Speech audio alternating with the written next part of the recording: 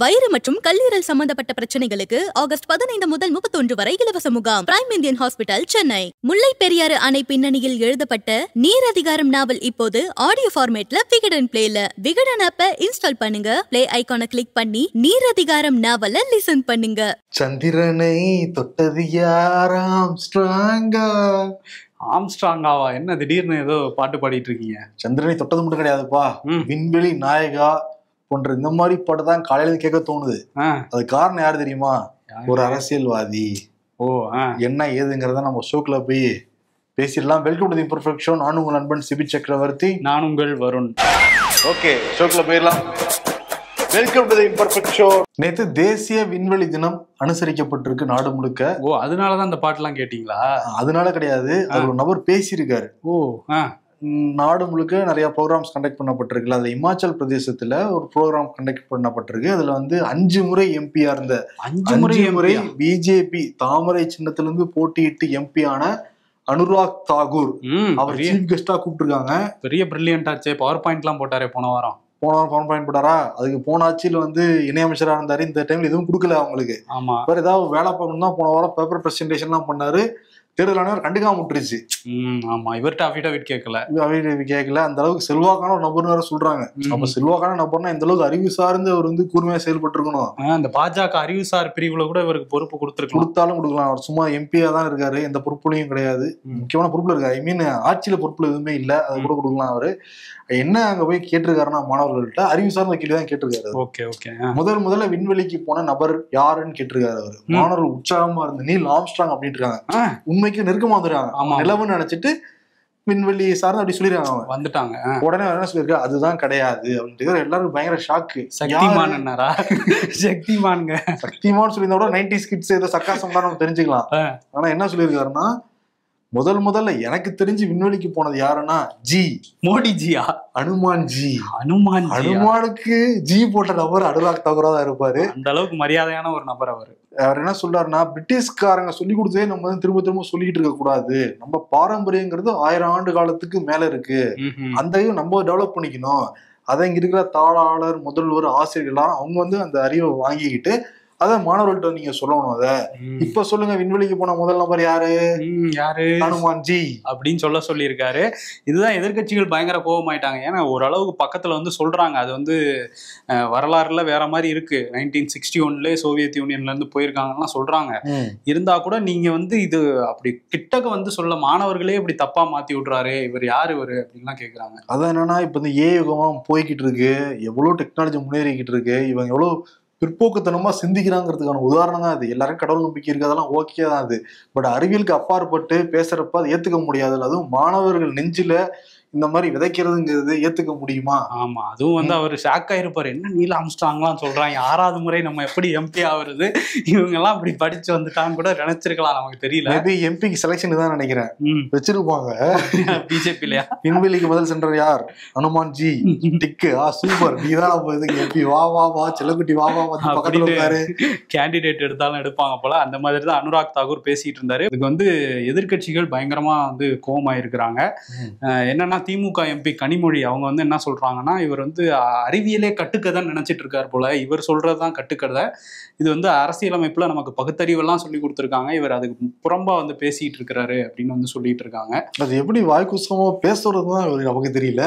அதான் சூவகணேசன் என்ன சொல்றாருன்னா, அவர் எப்படி மேல போறாரு, அவரு 33 கோடி தேவர்களும் விண்வெளி சஞ்சாரம் பண்ணிக்கிட்டு இருக்கிற அனுராக் தாகூர் முக்கியமான விஷயத்தை கண்டுபிடிச்சிருக்காரு. பிஜேபியோட அறிவு நாள் வளர்ந்துகிட்டே வந்து போய்கிட்டு இருக்கு. கூடிய விரைவில் பாருங்க, அந்த பிஎம் ஸ்ரீபள்ளிகள் ஒரு சர்க்குலர் வரும், தர்மேந்திர பிரதானே அனுப்புவாரு, நீல் ஆம்ஸ்ட்ராங் பேரை நீக்க சொல்லி அப்படின்னு சர்க்காசமா போட்டிருக்காரு. இவரே ஐடியா எடுத்து கொடுப்பாரு போல. ஆனா ஏதோ இந்த மாதிரிலாம் சொல்லி பார்ப்போம், பின்னாடி வந்து ஏத்துக்கிட்டாங்கன்னா மாத்திருவோங்கிற ரேஞ்சுக்கு தான் எம்பியே பேசுறாரு. என்ன மேட்டர்னா, இது வந்து இப்ப 100க்கு ஒரு 90 பேர் ஏத்துக்க மாட்டாங்க, 10 பேர் ஏத்துப்பாங்கல்ல, அந்த 10 பேர் தான் உங்களுக்கான தேவை. அதை வச்சு இன்னொரு 10 பேர் அறுவடை பண்ணலாம். இப்படியே போகணும்னு வச்சுவேன், அப்படியே கற்காலத்துக்கு போய் அகண்ட சிக்கி பாரதமா முக்கி கல்ல வச்சு தீ மூட்டி திரும்பி டெவலப் ஆகி இது வரைக்கும் நம்ம வரலாம்ல. வரலாம். அதுதான் வந்து அவங்க பிளானா இருக்கு போல. பட் இதெல்லாம் வந்து எப்பயோ வந்து நம்ம வடிவேல் காமெடியிலே பார்த்திருக்கோம். வடிவேல் வந்து ஒரு தீர்க்கதரிசி, மூணா தொட்டது யாரு அப்படின்னு சொல்லிட்டு ஒருத்தர் கேட்பாரு. அவர் அமிர்தலிங்கம்னு வேற சொல்லுவாரு, ஆம்ஸ்டாங்னு சொல்லும் போது. அந்த மாதிரி தலைவன் என்னமோ ட்ரை பண்ணிருக்காப்ல. மூணு தொட்டது யாருன்னா 3 நிலையை என்ன பண்ணிருப்பாரு அவரு, அதை தொட்டிருப்பாரு. அந்த மாதிரி ஏதோ ட்ரை பண்ணிருக்காரு அனுராக் தாக்கூர் ஹிமாச்சல்ல. ஆனா நம்ம ஜிக்கு இதெல்லாம் தெரியும். என்ன தெரியும், அனுமன் ஜி இல்லைங்கிறது தெரியும். அவர் வந்து 2 டிகிரி முடிச்சவரு. இப்ப டிகிரி கேட்க கூட சர்க்குலரா போட்டுருக்காங்க, உத்தரவு வந்திருக்கு இன்னைக்கு. கேட்டா மட்டும் கொடுத்துருவாங்களா? Come on baby let's go on the bullet. இந்த நியூஸ்க்கு ஒரு பாட்டு தான் ஞாபகம் வருது. காரணம், பீகார்ல வாக்குரிமை பயணம் போய்கிட்டு இருக்காரு ராகுல் காந்தியும் தேஜஸ்வி யாதவும். அதுல நேத்து வந்து மோட்டார் சைக்கிள் டைரிஸ் மாதிரி மோட்டார் சைக்கிள் பயணம். ராகுல் காந்தி ஹெல்மெட் எல்லாம் போட்டு டுப்பு டுப்பு டுப்புன்னு வந்து போயிருக்காரு. பல லட்சம் மக்கள் இருந்ததை பாத்துருக்காங்களாம். ரோட் ஷோவோட இன்னொரு வருஷம் வேற சொல்றாங்க பிஜேபியாரங்க. எங்க தலைவர் தாங்க முதல்ல கார்ல போனாரு அப்படிங்கிறாங்க அவங்க. உங்க தலைவரால ராயல் என்ஃபீல்டு ஓட்ட முடியுமா அப்படின்னு அதுல எல்லாம் சோடி போட்டு பாக்குறாங்க. அந்த ட்ரெஸ்ல கொஞ்சம் கஷ்டம், அந்த ஜீன்ஸ் பேண்ட் எல்லாம் போட்டுதான் அந்த ட்ரெஸ்ல போக முடியும். மோடி கொடுத்தாக்கு யோசிச்சு பார்த்தா எப்படி இருக்கு. சரி விடுங்க, அவரு தான் நின்றுட்டே போவாரு, கார்லயே ஃபுட்போர்ட்ல போவாரு. சரி, இதுல வந்து ராகுல் காந்தியும் தேஜஸ்வி யாதவும் நிறைய விஷயங்கள் பேசியிருக்காங்க, பாட்டாவும் பாடுறாங்க. நீருக்குள் மூழ்கிடும் தாமரை, பீகார்ல தாமரைக்கு அவ்வளவுதான் முடிச்சு விட்டுருவோம் போங்கன்றாங்க. ரொம்ப கான்பிடண்டா இருக்காரு ராகுல் காந்தி. அவர் என்ன சொல்றாரு அப்படின்னா, இந்த முறை தேர்தல் ஆணையம் பிஜேபி சேர்ந்து கூட்டணி வச்சுக்கிட்டு இந்த மாதிரி ஒண்ணுமே பண்ண முடியாது, நாங்க ரொம்ப கண்காணிச்சுக்கிட்டு இருக்கோம், வெற்றி வாய்ப்பு 100% எங்களுக்கு தான் உறுதியா இருக்கு அப்படிங்கிறாரு அவரு. அதே மாதிரி தேஜஸ்வி யாதவ் என்ன வந்து சொல்றாருன்னா, மோடி மாதிரி ஒரு பொய்யரை இந்த உலகமே பார்த்திருக்காது, அதுவும் இருந்த பிரதமர்கள்லயே நிறைய பொய் பேசினவர் பிரதமர் மோடி தான். நிறைய விஷம பிரச்சாரமா இருக்கட்டும், வதந்திய பரப்புனதா இருக்கட்டும், எல்லாத்துலயும் நம்பர் 1 மோடி தான் அப்படிங்கிறாரு. அவரும் நம்பர் 1 மோடி தான்றாரு. அவரும் நம்பர் 1 மோடி தான்ங்கிறாரு. நம்பர் 1 தானே. ராகுல் காந்தி இன்னொரு வேற சொல்றாரு, பாருங்க தேர்தல் ஆணையம் நடுநிலையா செயல்படுதுங்கிறாரு. விண்வெளி நாயகர் தான் ஞாபகம் வருவாங்க, அனுராக் தாக்கூர். அவர் பேப்பர் ரெசிஷன் பண்றாங்க, அவருக்கு எந்த நோட்டீஸ் அனுபவம் அடைகிறாங்க. ஆனா எனக்கு மட்டும் வந்து உறுதிமொழி பத்திரம் கொடுக்கணும், மன்னிப்பு கேட்கணும்னு எல்லாம் சொல்றாங்க. மக்கள் நீங்க பார்த்துட்டு தான் இருக்கீங்கன்னு சொல்லிட்டு பாயிண்ட் எடுத்து வச்சு கேட்டிருக்காரு. ஆமா, அனுராக் தாக்கூர் வச்சதையே வச்சு சில சந்தேகங்களை காங்கிரஸ்ல இருந்து கிளப்புறாங்க. பாருங்க, அவர் வச்சதெல்லாம் பாருங்க, ராகுல் காந்தி, பிரியங்கா காந்தி, அகிலேஷ் யாதவ், மு.க. ஸ்டாலின், இந்த மாதிரி எதிர்க்கட்சி இந்தியா கூட்டணி தலைவர்களோட முக்கியமான தொகுதிகள், அவங்களுக்கு வேணுங்கிற தொகுதி போக இதுலயும் கொஞ்சம் வச்சிருப்பாங்க போல, அப்பதானே நம்புவாங்கங்கிற மாதிரி இருக்கு இதெல்லாம் அப்படின்றாங்க. இதுல இன்னொரு விஷயம், தேஜஸ்வி யாதவ் விட்டு அந்த பிரஸ் மீட்ல கேட்டிருந்தாங்க, ராம்விலாஸ் பாஸ்வானோட பையன் சிராக் பாஸ்வான், அவர் வந்து பாஜக கூட்டணியில தான் இருக்காரு, அவரை பத்தி என்ன நினைக்கிறீங்க, அவரோட தேர்தல் பிரச்சாரங்களை பத்தினா அவர் அதை விட்டுட்டு பர்சனலா போனாரு. அவர் என்னோட சகோதரர் தான், சீக்கிரம் வந்து கல்யாணம் பண்ணிக்கங்க அப்படின்னு நான் சொல்லிட்டு இருக்கேன் அப்படின்னு சொல்லியிருக்காரு. அதுக்கு பக்கத்துல ராகுல் காந்தி மைக்க வாங்கி எனக்கும் இது பொருந்தும்ல அப்படின்னு கேட்க, ஆமாமா அப்பாதான் உங்களுக்கு ரொம்ப காலமா சொல்லிட்டு இருக்காருன்னு தேஜஸ்வி சொன்னாரு. ஸோ இந்த விஷயங்கள் எல்லாமும் வந்து அங்க நடந்துச்சு. இந்த பீகார்ல சார் நடத்தினாங்கல்ல, அந்த சார்ல வந்து 98.2% மக்கள் வந்து இதை அனுப்பிச்சிட்டாங்க, அவங்க கேட்ட ஆவணங்களே வந்து கொடுத்துட்டாங்களாமா அப்படின்னு தேர்தல் ஆணையம் இப்ப சொல்லியிருக்கிறாங்க. அப்பாடா, இப்ப தேர்தல் ஆணையம் பாத்தீங்களா, நாங்க நேர்மை நடத்துறோம் சொல்லியிருக்காங்க 98.2ன்னு. ஆனா வந்து இதுலயுமே எதிர்கட்சிகளுக்கு சந்தேகம் இருக்கு. இதுல பாஜக வந்து இப்ப என்ன சொல்றாங்க, அமித் மால்வியா அவர் வராரு, அவர் என்ன சொல்றாருன்னா, இந்த மாதிரி ஆதார் போதும் அப்படின்னு வந்து உச்சநீதிமன்றம் சொல்லிட்டதா தவறா பரப்பிட்டு இருக்கிறாங்க. இந்த தேர்தல் ஆணையம் சொல்ல 11 ஆவணங்களோட கூடுதலா ஏதாவது ஒரு ஆவணமாவது வச்சிருக்கணும், அதோட வேணா ஆதாரம் சேர்த்து கொடுக்கலாம்னு தான் உச்சநீதிமன்றம் சொல்லியிருக்குன்னு அவர் ஒரு புது விஷயத்த சொல்றாரு. பட் இல்லாதவங்க ஆதாரம் கொடுக்கலாங்கிற மாதிரி தான் நம்ம புரிஞ்சுக்கிட்டது. இவர் ஏதோ புதுசா உருட்டிட்டு இருக்காரு. உச்சநீதிமன்றம் அப்படிதான் சொன்னாங்க, பட் ஒரு புது ட்ராக் வந்து எடுக்கிறாங்க. ஆமா, அதுலயும் வந்து ஆதார் வந்து குடியுரிமைக்கான இது கிடையாது, அது அட்ரஸ் ப்ரூஃப் தான் அது அப்படின்றாரு. ஆதார் எல்லா பக்கமும் ஆதார் கேட்டுக்கிட்டு இருக்கீங்க, அதை வாங்கி ரயில் டிக்கெட் புக் பண்ணா கூட ஆதார் இணைக்கணும்னா பண்ண சொல்றாங்க. சவத்துக்கு பின்னாடி எல்லாம் ஒளிச்சு வச்சிருந்தீங்களே, ஏன் வெறும் அட்ரஸ் ப்ரூஃப்? அதேதான் இப்ப கார்கே என்ன சொல்றாருன்னா, இவங்க வந்து முதல்ல வாக்கு திருடிட்டு இருந்தாங்க, இப்ப ஆட்சியும் திருட பாக்குறாங்க, அதனாலதான் அந்த சட்டம் வந்து கொண்டு வராங்க, முதல்வர் கைது பண்றது, பிரதமர் கைது பண்றது, மத்திய அமைச்சர் கைது பண்றது அப்படின்னு. இதுக்கெல்லாம் நம்ம எப்பயுமே இடந்தர போறது இல்லைன்னு அவர் வந்து பேசியிருக்காரு. அமித்ஷா வந்து என்ன சொல்றாருன்னா, பாருங்க பிரதமர் மோடி அவருக்கு எதிராகவே ஒரு சட்டம் கொண்டு வந்துருக்காங்க அளவுக்கு ஒரு பெரிய உருட்டு இருக்காரு. அவருக்கு பிரதமர் மோடி தப்பு பண்ணியிருக்காரா? அப்படியா சொல்றாரு அவரு. அதான் அந்த பாருங்க, பிரதமரே கைது பண்ணலாங்கிற சட்டத்தை மோடி கவர்மெண்ட் தான் கொண்டு வரோம், நாங்க வேற கவர்மெண்ட் அப்படி கொண்டு வந்திருக்க முடியுமோன்னு ஒரு கேள்வி கேட்கிறாரு. ஒருவேளை அமித்ஷாக்கு ஒரு என்ன இருக்கு போல அந்த சேர் மேல எதுவும். உள்துறை அமைச்சர் வேற அவர் கண்ட்ரோல்ல தான் டெல்லி காவல்துறை எல்லாருமே இருக்காங்க, பாஜகவே அவர் கண்ட்ரோல்ல தானே இருக்கு. அமித்ஷா இன்னொரு விஷயத்தையும் வந்து சொல்றாரு, முன்னாள் குடியரசு துணைத் தலைவர் ஜெகதீப் தங்கர் ஜூலை 21 ராஜினாமா பண்ணார்ல, அது காரணம் உடல்நலம் சார்ந்த பிரச்சனை மட்டும்தான், வேற எதுவுமே இல்லைங்கிறாரு. ஆமா, அதை எவ்வளவு நாள் கழிச்சு சொல்றாரு பாரு. ஆமா, இந்த கேள்வியெல்லாம் வந்தோன்னா அதுல இருந்து வேற எதுவும் டீகோட்லாம் பண்ண வேண்டிய அவசியம் இல்லை, அவர் ஹெல்த் ப்ராப்ளம்ஸ் தான், நல்லா வேலை பார்த்தார் அவரு அப்படின்னு பாராட்டும் சொல்லியிருக்காரு. ராஜ்யசபால மிக முக்கியமான ஒரு உறுப்பினர், ஒரு சபாநாயகர் அவரு தான். அவரு ரிசைன்மெண்ட் போனதுல இருந்து பிஜேபி ஆட்கள் ஒருத்தரோட ராஜ்யசபாவோட அதை பத்தி பேசவும் இல்லை. நாடாளுமன்ற முறைக்கால் கொடுத்தலாம் முடிஞ்சிருச்சு.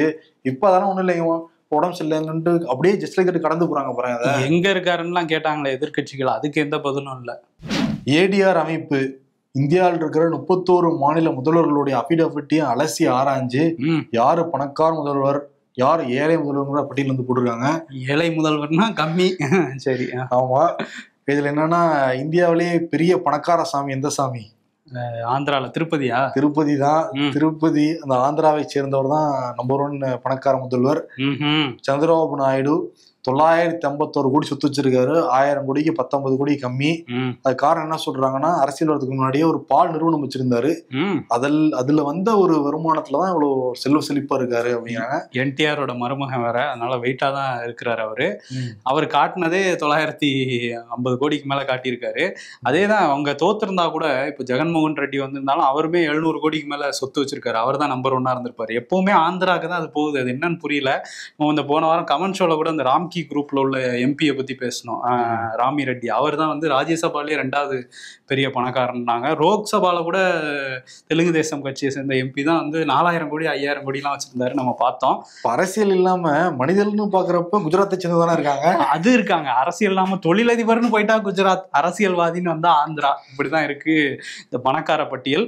இதுல 2வது இடத்துல அருணாச்சல பிரதேச முதல்வர் பேமா காண்டு. அவர் 332 கோடிக்கு அதிபதியா இருக்கிறாரு. தமிழ்நாட்டை சேர்ந்த முதலமைச்சர் மு.க. ஸ்டாலின் 15வது இடத்தை வந்து பிடிச்சிருக்காரு. 8 கோடி அவர்கிட்ட இருக்கு. அவர் கடன்லாம் எதுவுமே இல்லைங்கிறத சொல்றாங்க. இதுல கடைசி இடம் தான் பயங்கர ஹைலைட். மம்தா பானர்ஜி அவங்களுக்கு 2016 கூட ஒரு 30 லட்சம் இருந்திருக்குப்பா. இப்ப அது பிக்ஸட் டெபாசிட்ல போட்டிருந்தாலே பணம் ஏறி இருக்கும். தேர்தல் செலவு குறைஞ்சு 15 லட்சம் தான் இருக்கா மம்தா பானர்ஜி. எனக்கு தெரிஞ்சு அவங்க அபிஷேக் பானர்ஜி அவங்க மருமகன் மேல எழுதிட்டாங்கன்னு நினைக்கிறேன். அதுதான் இடி அவரே நோட் பண்ணிக்கிட்டு இருக்கிறாங்க. ஸோ இதுதான் வந்து நிலவரம் சொல்லியிருக்காங்க ஏடிஆர்ல. மம்தா வந்து பல டைம் சிஎம் எல்லாம் இருந்திருக்காங்க. ஆனா வெறும் 15 லட்சம் தான் சொத்துங்கிறப்ப ஏத்துக்க முடியுதா? மேற்கு வங்கத்துல கம்யூனிஸ்ட் எல்லாம் ஸ்ட்ராங்கா இருந்ததுனால ஒரு ஸ்ட்ராட்டஜி பண்ணியிருக்காங்க போல. இந்தியா கூட்டணியோட குடியரசு துணைத் தலைவருக்கான வேட்பாளர் சுதர்ஷன் ரெட்டி அவர் வந்து சென்னைக்கு வந்திருந்தாரு. ஒரு தனியார் ஹோட்டலில் அவர் வந்து முதலமைச்சர் சந்தித்து அவருக்கு ஆதரவை வந்து கோரினார். இவரும் வந்து ஆதரவு தரோன்னு முதல்வருமே சொல்லியிருக்காரு. சுதர்ஷன் ரெட்டி பேசும்போது என்ன சொல்லியிருந்தாருன்னா, எனக்கு வந்து இந்த வாய்ப்பு கிடைச்சதுன்னா இப்போ வந்து அரசியலமைப்பும் சரி ஜனநாயகமும் சரி கூட்டாட்சி தத்துவம் எல்லாமே ஒரு ஆபத்தான சூழலில் இருக்குது. எனக்கு வாய்ப்பு கிடைச்சதுன்னா நான் வந்து அரசியலமைப்பை காப்பாற்றுறதுக்கான என்னால் முடிஞ்ச எல்லா முயற்சியும் செய்வேன் அப்படின்னு வந்து அங்கே பேசியிருந்தாரு. முதலமைச்சர் ரொம்ப சிறப்பான ஒரு தேர்வு. ஆனா பாஜக ஒரு பழைய ட்ரிக் எடுத்துட்டு வர்றாங்க. சிபி ராதாகிருஷ்ணன் வந்து ஒரு தமிழர், பாருங்க தமிழகத்துக்கு முன்னுரிமை கொடுக்குறோம்ல மாதிரி பேசுறாங்க. அதெல்லாம் ரொம்ப ஓல்டு ட்ரிக்குங்க அப்படின்னு விமர்சனம் பண்ணியிருக்காரு. ஒரு பக்கம் அமித்ஷா சுதர்சன் ரெட்டி வந்து ஒரு நக்சலுங்கிற மாதிரி விமர்சனம் பண்ணியிருந்தாரு. அதுக்கு 18 முன்னாள் நீதிபதியில கண்டனம் வந்து தெரிவிச்சிருக்காங்க. இது வந்து இப்படிலாம் பேசுறதுங்கிறது நீதித்துறையை அவமதிக்கிற ஒரு செயல். இது உச்சநீதிமன்ற நீதிபதியிலே பல கேள்விகளுக்கு உள்ளாகும். இது எல்லாமே ஒரு அரசியல் சார்ந்து உங்களுடைய பேச்சுக்கு இப்படிலாம் நீங்க பேசாதீங்க நீதிபதிங்கிறத கண்டனம் வந்து தெரிவிச்சிருக்காங்க. ஒரு நல்ல விஷயத்த சொல்லியிருக்காரு நிதித்துறை மற்றும் சுற்றுச்சூழல் துறை அமைச்சர் தங்கம் தென்னரசு. தமிழ்நாட்டுல எப்போதும் ஹைட்ரோ கார்பன் திட்டங்களுக்கு அனுமதி தர மாட்டோம். இது விவசாய நலத்தையும் பொதுமக்கள் நலத்தையும் கருத்துல கொண்டு நாங்க முடிவெடுத்திருக்கோம். முதலமைச்சருடைய முடிவும் இதுதான் அப்படின்னு சத்தியம் மட்டும் பண்ணல, பட் உறுதியா வந்து சொல்லியிருக்காரு. நல்ல விஷயம்தான். இந்த முடிவுல உறுதியா இருக்கணும் கடைசி வரையும். இதுல இன்னொரு நல்ல திட்டம் வந்து திமுக அரசுக்கு பேர் வாங்கி கொடுத்தது இந்த காலை உணவு திட்டம் பள்ளிகள்ல.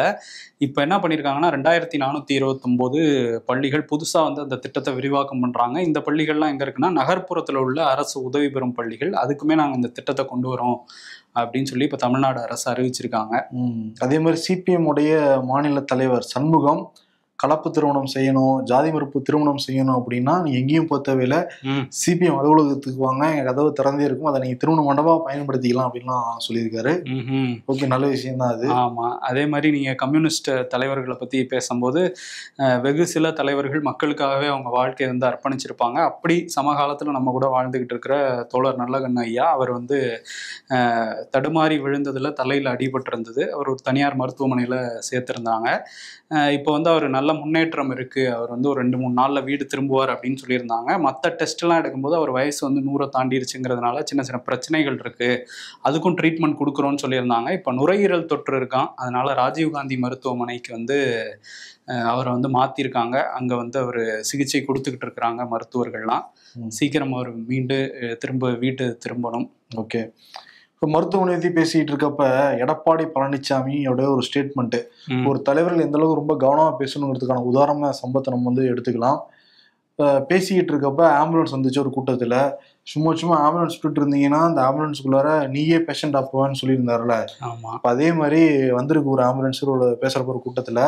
அதிமுகவினர் அந்த ஆம்புலன்ஸ் டிரைவர்கிட்ட ரொம்ப ஆக்ரோஷமாக பேசுகிறாங்க, அடிக்கிற மாதிரிலாம் போயிருக்காங்க. சில பேர் அடி விழுந்திருக்கு. ஆமா, அதாவது துறையூர்ல இந்த சம்பவம் நடந்திருக்கு, திருச்சி பக்கத்துல.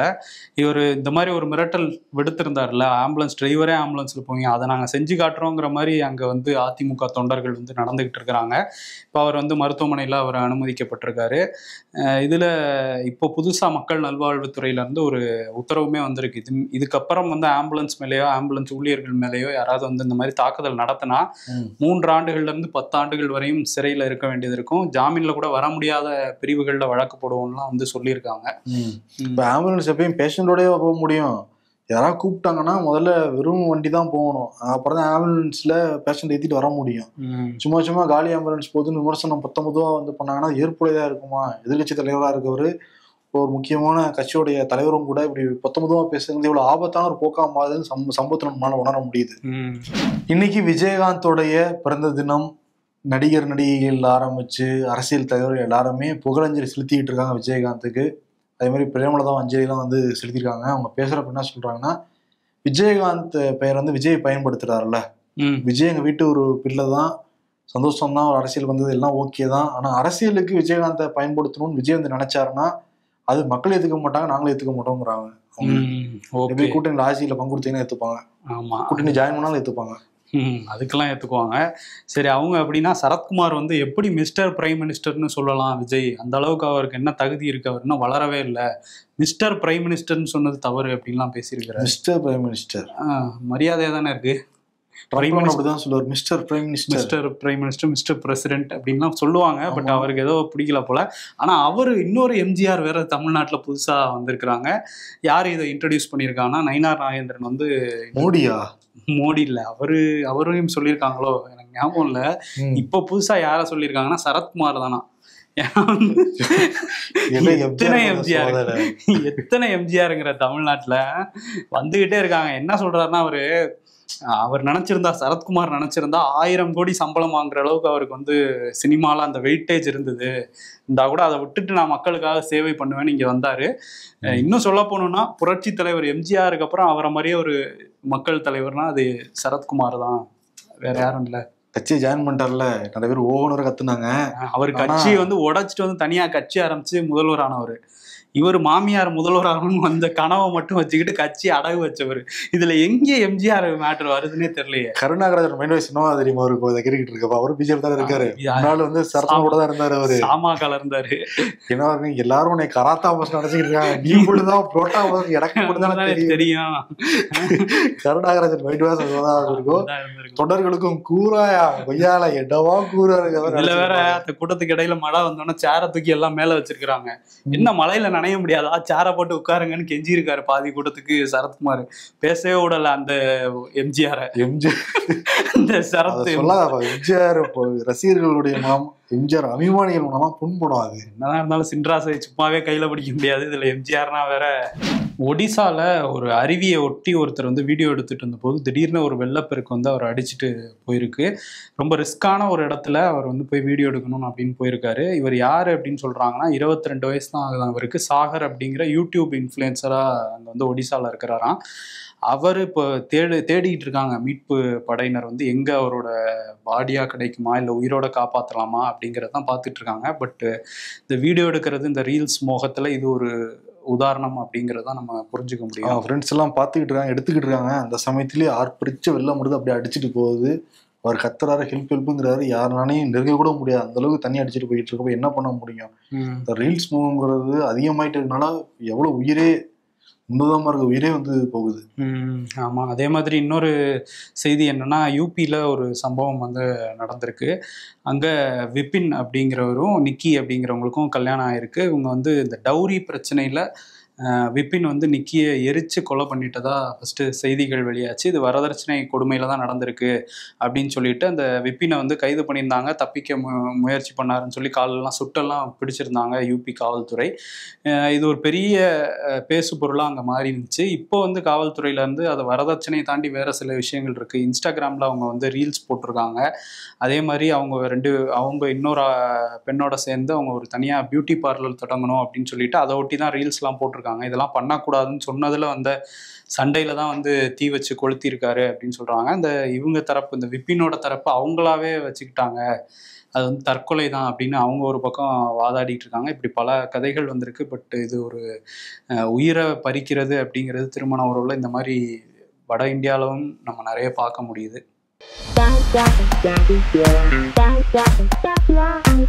படுத்தா நிம்மதியா தூக்கம் வர மாட்டேங்குது. தம்பி, மாசம் இஎம்ஐ எதுவும் கட்டுறீங்களா? ஐயா ஆமாங்கய்யா. கோபம் இருக்கிற இடத்துல என்ன இருக்கும்? குணம் இருக்கும். இல்ல, பிபி சுகர் இருக்கும்.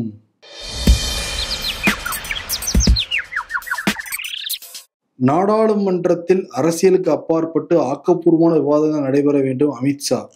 எக்ஸாம்பிள்ஸ் வாக்கு திருட்டு, பிஎம் கேர்ஸ் இந்த மாதிரியா கேட்குறாங்க. மத்திய மாநில அரசுகளுக்கு ஆளுநர்கள் பாலமாக உள்ளார்கள், உச்சநீதிமன்றத்தில் சொலிசிட்டர் ஜெனரல் வாதம். பாஜக ஆட்சியில் இல்லாத மாநிலங்களில் மட்டும் பாலத்தில் விரிசல் விழுந்து விடும் போல. விரிசல் விழுந்துடுச்சு. அரசியல்ல இதெல்லாம் சாதாரணமாப்பா. இன்னைக்கு விருது வந்து அனுராக் தாகூருக்கும் பிரதமர் மோடிக்கும் வந்து கொடுத்துடலாம். ஏன் மோடின்னா அவருடைய பாஸ் அவரு தானே. 5 டைம் எம்பி ஆக்கியிருக்காரு அவரை. சும்மாவா? அவரோட கிரைனை வச்சு அவர் எம்பி ஆயிருக்காரு. நீங்க என்ன ஜிய சொல்றீங்க? ஜி கிரைண்டுக்குனாலதான் அவரெல்லாம் செலக்ட் பண்றாரு, அவரு கூட வச்சுக்கிறாரு. இப்போ ராகுல் காந்தி விட்டாரா, ராகுல் காந்தி இருக்கிறா யாரு, நம்மால் தான் இறங்குப்பான் இருக்காரு அவரு. அனுராக் தாக்கூர் தான் கரெக்டா இருக்கும்னு அவரை இறக்கி விட்டுருக்காங்க. அதனால அவங்க 2 பேருக்கு விருது கொடுத்துடலாம். சந்திரனை தொட்டது யாரு, 2 பேருக்கு சேர்த்து வந்து கொடுத்துடலாம். சரி, விண்வெளிக்கு யார் முதல்ல போனான்னு பாத்திரலாம். யூரி காகரின். இவர் யார் அப்படின்னா சோவியத் யூனியனை சேர்ந்தவர். 1961ஆம் ஆண்டு பூமியிலிருந்து 327 கிலோமீட்டர் மேல வந்து பறந்தாரு. 108 நிமிஷம் விண்வெளி இருந்தார். இவர் தான் விண்வெளிக்கு போன முதல் நபர். அதிகாரப்பூர்வமான அறிவியல் பூர்வமான ஒரு தரவு. ஆமா, அப்படின்னு வந்து சோவியத் யூனியன் சொல்றாங்க. அதுக்கு அமெரிக்கா அவங்களுக்குள்ள பல பஞ்சாயத்துகள் இருக்கு. இதுல புது பஞ்சாயத்தா அனுராக் வந்து ஒண்ணு கிளப்பி விடலாம். அனுமான் ஜின்னு இருக்காரு அவரு. ஓகே, அனுமான் ஜி. இந்த அனுராக் தாகூர் சொன்னதை பத்தி நீங்க என்ன நினைக்கிறீங்க? கருத்துல போய் இருந்து சொல்லுங்க, நாம படிச்சு தெரிஞ்சுக்கிறோம். நன்றி. Prime Indian hospital, Chennai. வயிறு, குடல் மற்றும் கல்லீரல் சம்பந்தப்பட்ட பிரச்சனைகளுக்கு ஆகஸ்ட் 15 முதல் 31 வரை இலவச முகாம். For appointment contact 04423639999. முல்லை பெரியாறு அணை பின்னணியில் எழுதப்பட்ட நீர் அதிகாரம் நாவல் இப்போது ஆடியோ ஃபார்மேட்ல விகடன் பிளேல. விகடன் ஆப்பை இன்ஸ்டால் பண்ணுங்க, பிளே ஐகானை கிளிக் பண்ணி நீர் அதிகாரம் நாவலை லிசன் பண்ணுங்க.